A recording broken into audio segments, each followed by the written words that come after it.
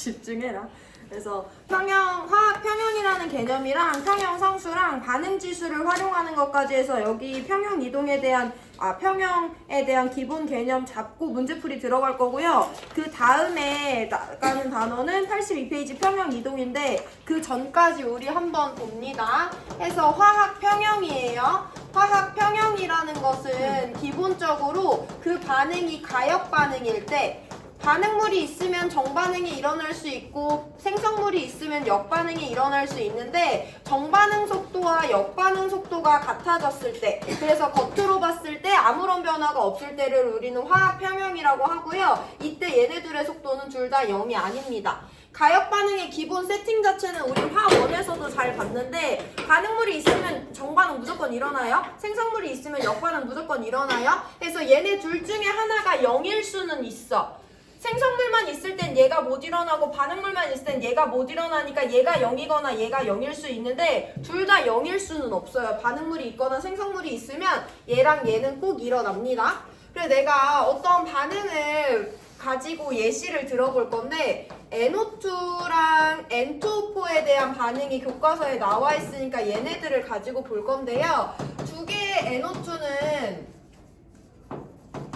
반응을 통해 N2O4 하나로 되는 반응인데 이 반응이 가역 반응이래? 그래 내가 여기다가 얘 2몰을 넣어놓고 반응을 보낼 거야? 그게 예를 들어 교과서 77페이지에 있는 1번 사진이래. 그럼 우리가 보통 알고 있는 비가역 반응은 2대1이니까 얘 2몰 다 사용되고 얘 1몰 생성되면서 NO2는 하나도 없고 N2O4만 1몰 남아있어야 돼. 그럼 만약에 얘가 하나도 없고 얘가 남아있으면 이 실험의 결과인 2번 그림은 갈색이 나타나면 안 되는 거죠. 색이 조금 연해졌어. 그럼 NO2가 줄어들었다는 건데 여전히 연한 갈색이라는 건 NO2가 그대로 남아있다는 거예요. 그래서 여기서 한번 양적 관계를 살펴봤더니 얘가 1몰이 없어지고 얘가 0.5몰 정도가 생겨서 여기에는 여전히 얘 1몰이 얘 0.5몰이 그대로 남아있고 이것에서 더 이상 양변화가 일어나지 않았대.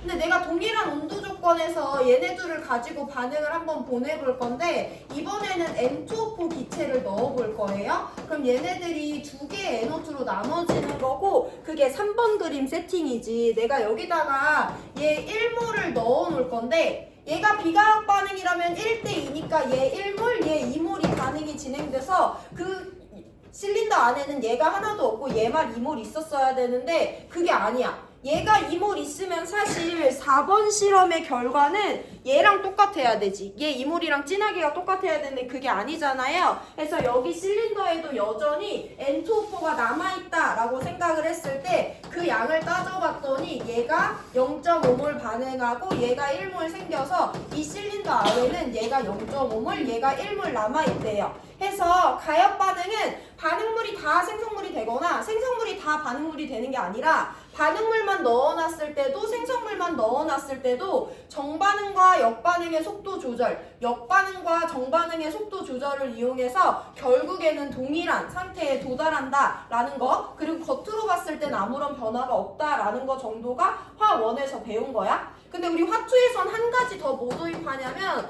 내가 동일한 NO2랑 N2O4가 관련된 반응에 대해서 반응을 보낼 건데 내가 얘를 이번에는 4몰만큼 넣어놓고 반응을 보내볼 거예요. 그럼 얘도 가역 반응이니까 결국에는 반응물과 생성물의 농도 변화가 없는 일정한 평형 상태에 도달할 건데 언제 얘네들이 평형의 지점에 도달했냐면 얘 4몰 있을 때 2몰 반응에 참여하고 1몰 생성돼서 얘가 2몰 남아있고 얘가 1몰 실린더에 남아있는 상태로 정반응과 역반응 속도가 같게 평형이 유지됐대.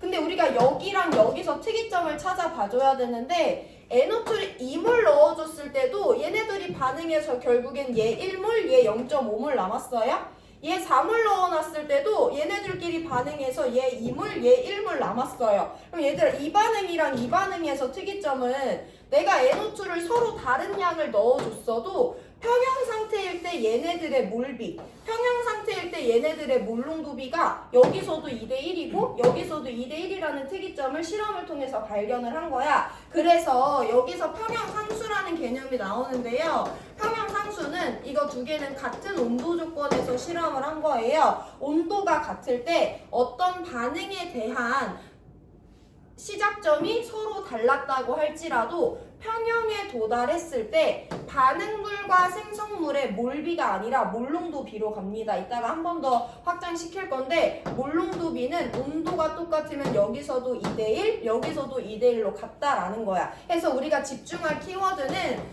반응물의 몰농도와 생성물의 몰농도에 대해서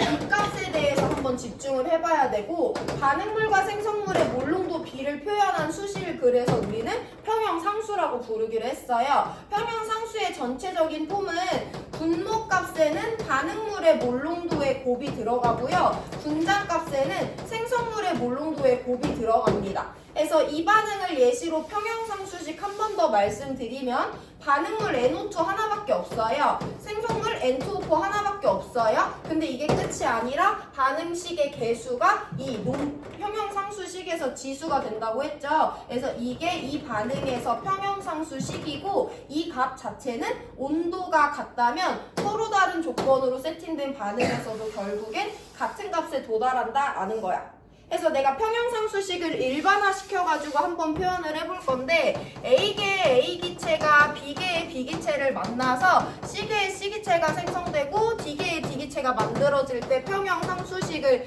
다시 써보면 A의 몰농도와 B의 몰농도의 곱에 비해 C의 몰농도와 D의 몰농도의 곱에 대해서 표현을 한다라는 거예요. 여기까지가 일단 교과서 79페이지까지 내용이고, 우리는 78페이지까지 해서 넘어가서 81페이지에서 반응의 진행 방향을 예측하는 것을 해봤어요.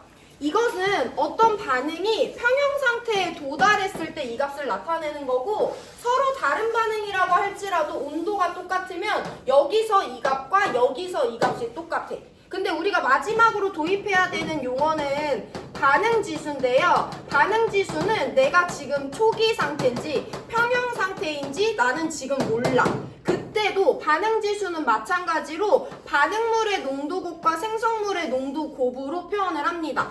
반응지수도 마찬가지로 반응물의 농도곱에다가 생성물의 농도 곱을 이용해서 구해주는데요. 얘는 내가 지금 어떤 상태인지 모르는 거야. 평형인지 초기인지. 근데 내가 어떤 식에다가 이 값을 넣어놨어. 근데 이 값이 내가 알고 있는 이 반응의 K랑 똑같대. 그럼 나 지금 평형 상태다 라고 판단할 수 있는 거지. 내가 어떤 상태에서 이 식에다가 각각의 값을 넣어놨어. 근데 그 값은 지금 내가 평형 상태일 때 계산한 이 값들보다 크대. 그럼 봐봐. 일단 첫 번째 판단이다. 이 온도 조건에서 평형상수는 이 값이야. 근데 내 지금 상태에서 평형상수식의 값을 넣었을 때는 얘보다 크대. 얘네 둘이 같대 다르대.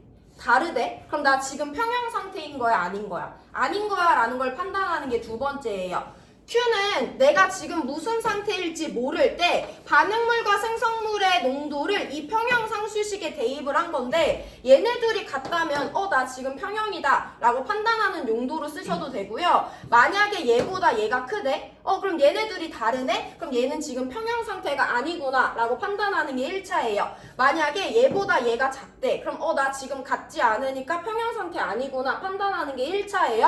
근데 두 번째 조금 더 직접적으로 들어가면 그럼 얘가 얘보다 크대. 어쨌든 모든 반응계는요 평형 상태를 좇아서 반응의 정반응과 역반응의 속도를 달리합니다. 그럼 Q가 K보다 크대. 그럼 나는 지금 K랑 다르니까 불안정한 상태야. 안정해지기 위해서 내 값은 K랑 같아져야 돼요. 그럼 내 값은 작아져야 되는 거야, 커져야 되는 거야? 작아져야지 K가 되는 거죠. 그럼 이 값이 작아지기 위해선 두 가지 방법이 있어요. 분자가 작아지거나 분모가 커져야 되지. 같은 말로 생성물의 농도가 줄어들거나 반응물의 농도가 커져야 돼요. 생성물의 농도가 줄어들거나 반응물의 농도가 커지려면 나는 지금 정반응이 더 빨리 일어나야 돼? 역반응이 더 빨리 일어나야 돼? 역반응이 더 빨리 일어나야지 생성물이 줄어들고 반응물이 늘어나면서 내 값이 K랑 같아지는 거죠. 그래서 Q가 K보다 크다면 지금은 역반응이 우세하게 나타나는 상황이다 라고 판단해주세요. 조금 더 직접적으로 설명해보면 정반응보다 역반응 속도가 빠른 상태다 라고 판단해주면 됩니다.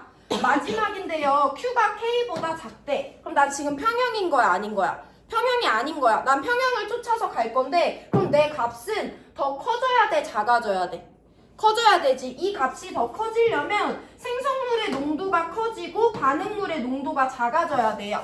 생성물의 농도가 커지고 반응물의 농도가 작아지려면 정반응이 더 빨리 일어나야 돼? 역반응이 더 빨리 일어나야 돼? 정반응이 더 빨리 일어나야 되죠. 그래서 Q가 K보다 작으면 평형이 아니고요. 그 말은 지금 정반응과 역반응 속도가 다르다는 건데 누가 더 빠르냐면 정반응 속도가 역반응 속도보다 빨리 일어나서 정반응이 우세해서 반응물이 줄어들고 생성물이 늘어나는 알자 변화가 있는 상태다 라고 판단해 주시면 되고 아까 말했지만 Q랑 K랑 같으면 이미 평형이에요. 그럼 이 상태는 정반응, 역반응 아예 안 일어나는 것이 아니라 정반응과 역반응이 같아서 겉으로 봤을 땐 아무런 변화가 없다라고 판단해주면 돼요.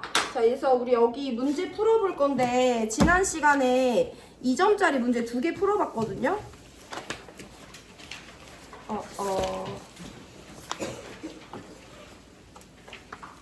지난 시간에 너네 2번 문제 풀었니? 2점짜리 2번? 안 풀었니? 2점짜리 2번 풀 거니까 한번 읽어보고 계세요. 이거 연결하는 동안.